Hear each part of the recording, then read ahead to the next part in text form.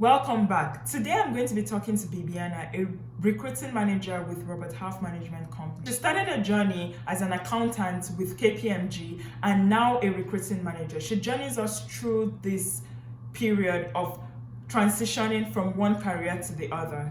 I learned a lot. I hope you can learn too. See you in the video. Bye. Oh, hi, Bibiana. Hi, Aije. How are you? Good. Thank you so much for accepting to be my interviewee. I know from talking to you and hearing your story of how you got into recruiting and HR, people would be excited to hear it because yours is kind of unconventional. I know you studied accounting, so I'm really happy to hear your journey through your career and how you got to where you are now.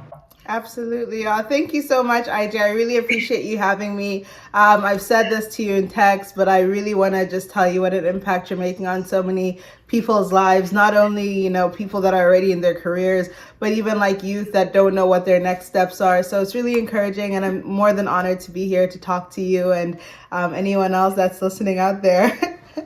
Thank you, Bibiana. So we're going to start with the basics. I'm sure you're very familiar with this question as a HR person. Who is Bibiana?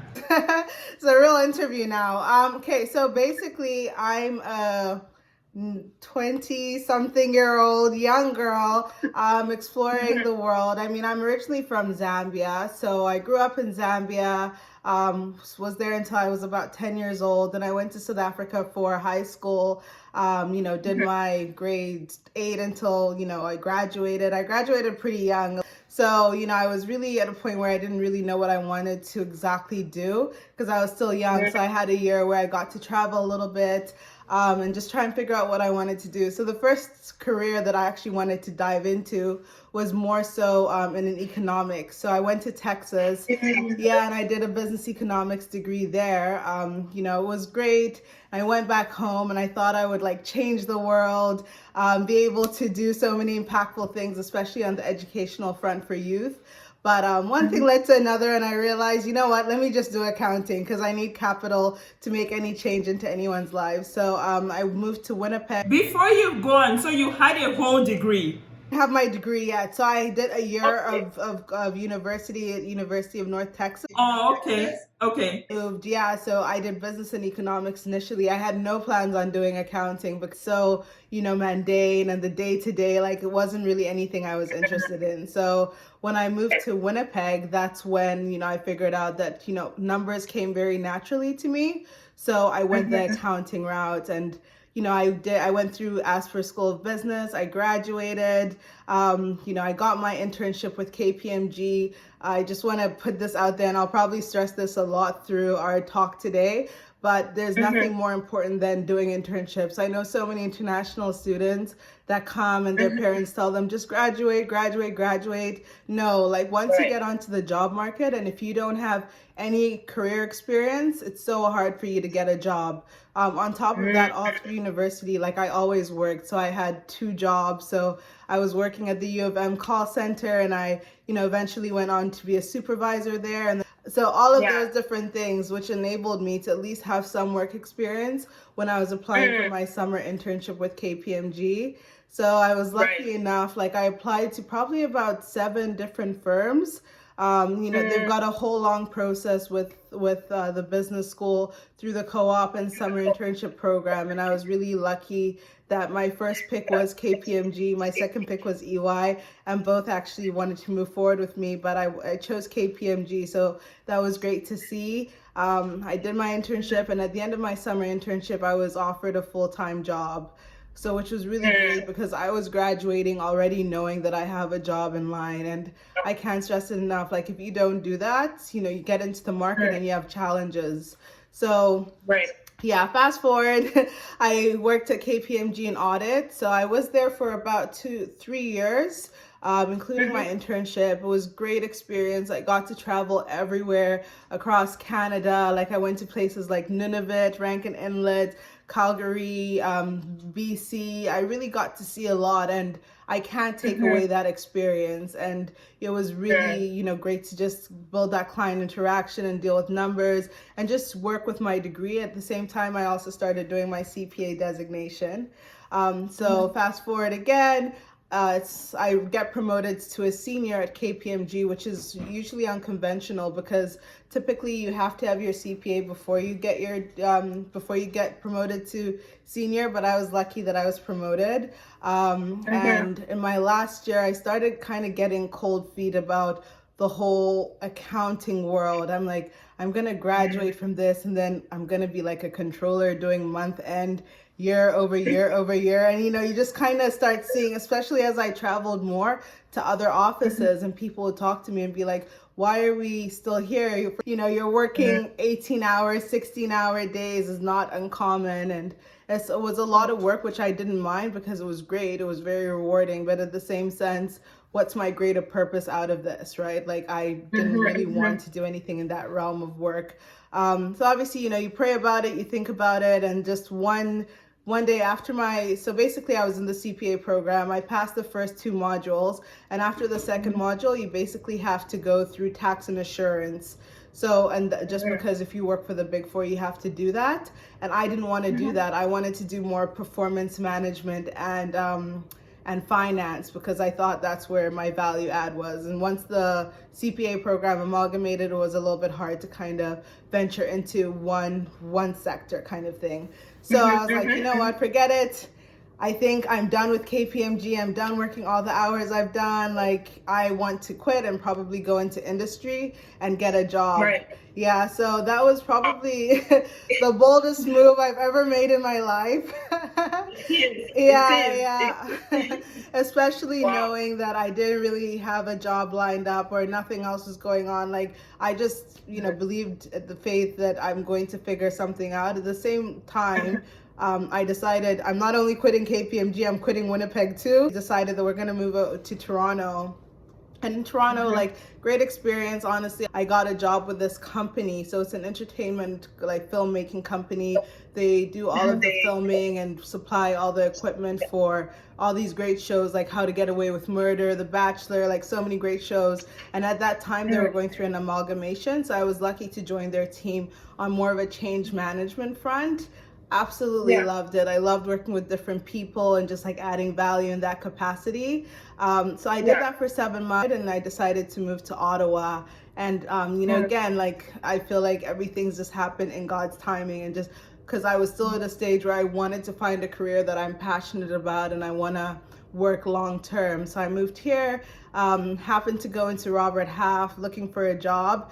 I didn't really know what job I was looking for. All I knew is I didn't want to do the boring accounting work, and I loved working with people. And, I went in, met with one of the recruiting managers who said to me, wow, why don't you become a recruiter?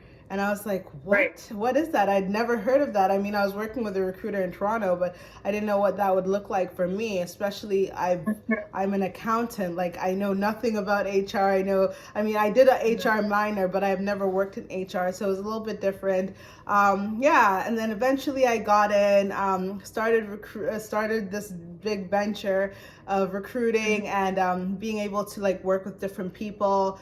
So I started like dealing with both different candidates that were more on the transactional side, all in accounting and finance. So at least I had an excuse for my mom. I'm like, I'm still using my degree because I say reconciliations and I talk about accounting all day. So that was great. But, eventually I really got promoted in my own role, and I found that I naturally was good at recruiting. And not to toot my own horn, but I did get promoted quite rapidly, and it was great because now I'm actually recruiting for more senior level positions, which is absolutely amazing. And this is who I am, and that's my journey. I like how you put it and how you took us through that journey. And from being an accountant to being a recruiting manager. And my question would be for Robert Half Management. Do you have to recruit for just accountants, or you recruit from people from different walks of life? Yeah, absolutely. So, I mean, before when I started, I was only doing accountants, like more junior level accountants. But now my job is just so fluid. I recruit for procurement people, supply chain, obviously the accounting and finance realm, like directors of finance, controllers, etc., HR people. So it's, my division's like the unicorn division. So we've got a realm of different roles. However, Robert Half as a whole does recruit for like technology, accounting, administrative roles. So anything within a business environment, we do the recruiting for, and we partner with so many different companies. So it's always exciting. No day is the same, and I love that about it. Yeah, that sounds like every day you go to work like with anticipation of what would come for you, right? So what since you recruit for many different companies and you recruit for many different career paths, how did you have to equip yourself for that? Because you have to understand who you're talking to, even though you don't necessarily have that skill. So how would you move forward with an application without having that skill, if you get what I mean? How did you do that? Yeah, absolutely. Honestly, like I that's why I give credit to KPMG too. Like every client is different, and I think it's just adaptability. Like I know I'm not going to be recruiting for what's in my field all the time, but just having that understanding and just that initiative and drive and just flexibility to challenge yourself. I love challenging myself. There's nothing more that like excites me than getting like a role that we've never staffed for. I'm like, oh my gosh, I can't wait to deep dive into that and find out what the specifications are. And it's really simple from there, because you're looking at what a client is looking for, and you screen and you vet so many different candidates, and essentially like the goal is just to make sure that you're making that match. And that's why I always say to my candidates, if your resume doesn't have certain things, you automatically get screened out of opportunities because your resume is not reflectant of the roles that you're applying for. Really cool. So I know when I first met you, I just assumed HR, like the regular well, I wouldn't say regular, but like the regular HR, I think many people know. So the people that sit in an office and I come to report to, like in terms of like, I think the ethical part of HR, right? So those were the people that I knew HR to be until you came and said, I'm a recruiting manager, I'm HR as well, but I do something different. Is there an intersection between those two fields? How are they different?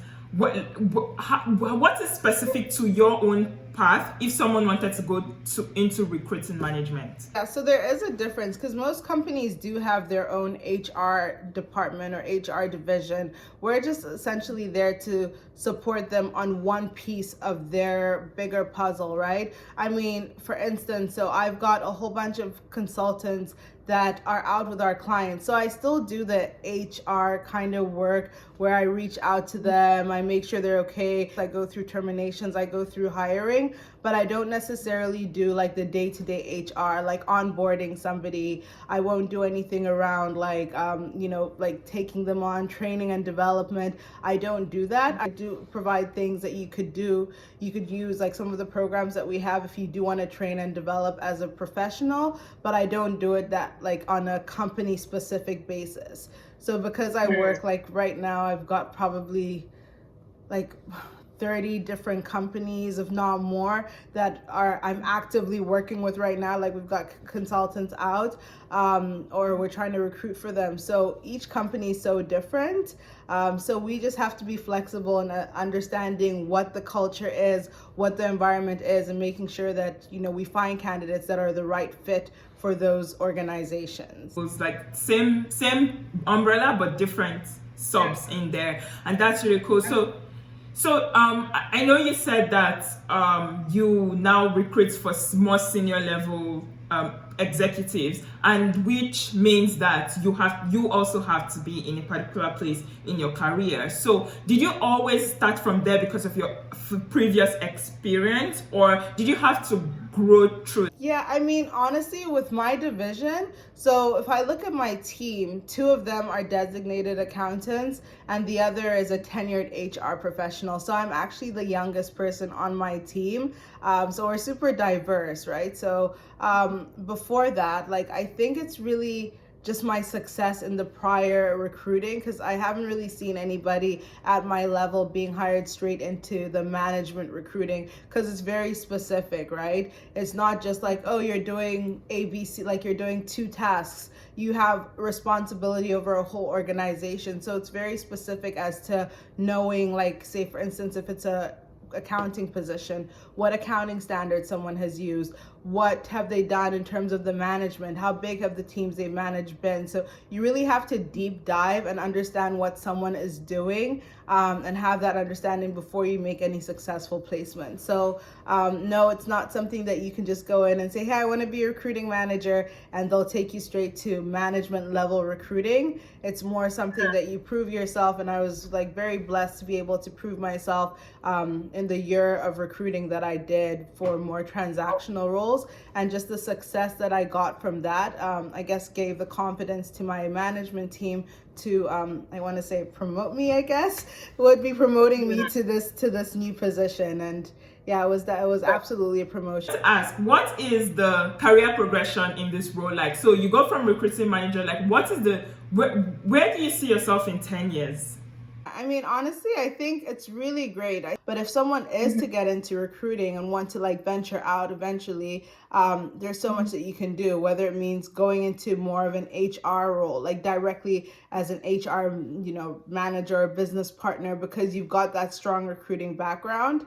Alternatively, a big thing is you could help out with, like, say, change management, project management. I see that more so because you're dealing with it more from an HR perspective, and you've gained all of this knowledge in understanding how organizations work and what is in there to make an organization successful. So taking in all this knowledge, you can apply it into any industry, and it's really dependent on what your own end goals are.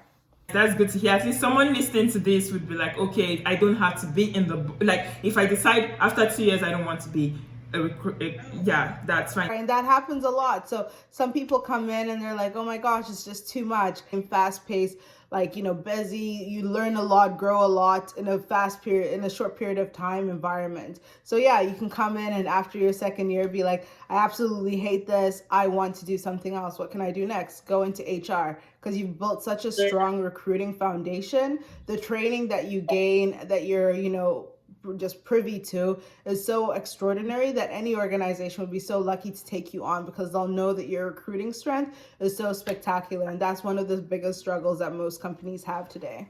Wow. Okay, that's cool. And I also, like, in talking to you, things I hear as well. And the number one thing that has stood out to me is in skills is the people skills. I know you have that, but is that just you, or in general as a recruiter, that's something you have to work on? So if you wanted to go into recruiting management, if you do not have people skills, you have to up those people skills. Yes, absolutely. So with recruiting managers, yeah, absolutely. I would say people skills is one of the bigger things that you need.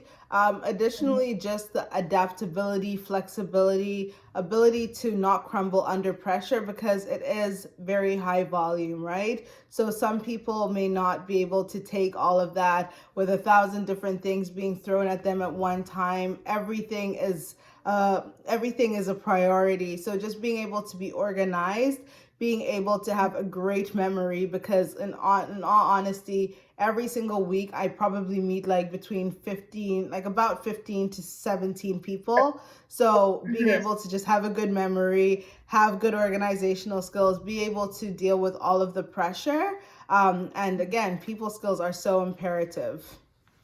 That's good to know. So do you have any certifications? Did you have to take any certifications to be in this role? The most interesting thing is, because no, I did not necessarily have to take certifications. Even in my office itself, it's such a diverse group. The one thing that's just common among us is like almost like a personality trait. We're all super driven, super go-getters. Everyone is just so driven for success. So no, you don't need a certification per se. I think it's just the experience that you've had. So for instance, so most of my colleagues honestly come from different works of life, different walks of life rather. So for instance, some people worked sales in stores, like high volume stores. So being able to adapt to that high volume environment or made them really successful rather within the Robert Half environment. Again, we do have like designated accountants. We've got people that are designated HR professionals. I didn't necessarily have any certification apart from my experience within KPMG that I think allowed me to successfully join Robert Half. Honestly, I love your story and it's very inspiring to me. I've never heard it like this before. So I'm hearing it for the first time and I may dive into recruitment management. It sounds fun. So for for someone out there who wants to go into like a young professional saying, I'm diving towards HR, but HR is broad. I don't know what I want to do. But they've listened to you. What would you tell them to work on? What would you tell them to do to make them a better candidate for this job? I think it just starts with little things like building on your network. Say for instance, if I was somebody who's never like worked at KPMG or worked anywhere else before that, I would do things like, okay, let me build on my network on LinkedIn, because at least that's something that you can use as an advantage point. Being able to comfortably go and network with people, whether it means like, dealing on a customer service or customer basis, because essentially our candidates are our customers in some capacity, right? Dealing with high volume, being able to showcase that you're able to deal with 1,000 different fires and still successfully put them out. So I think part of it too is if you come in for an interview, being able to showcase that, like bilingualism within my organization, that's such a great asset. If you speak French and English, there's not enough people, and obviously Ottawa is a bilingual city. So those are added attributes that you can have on your resume to showcase why you'd be successful in this field of work. Thank you so much. I personally enjoyed this. I love how you told your story. I love how you've journeyed through from being an accountant, actually from being an economist. We're so much in this world. From being an economist to an accountant and now to recruitment management, where you feel the most fulfilled. And you've told us about how to get into this place, how you got into it, your journey through it. So I'm excited to share this, and I want to really thank you once again for accepting to do this and to talk to people who are out there wondering what next. We've all been there, and I'm happy that I have someone like you to help those people. So thank you so much, Bibiana. I appreciate everything. I appreciate you taking the time out of your Saturday to talk to me. Thank you. Thank you so much, Aije. It's always a pleasure. I really appreciate what you're doing. I can't stress that enough. And if anyone ever has questions, as I said, this is my passion, so I'll be more than happy to answer anything. Thank you. Bye.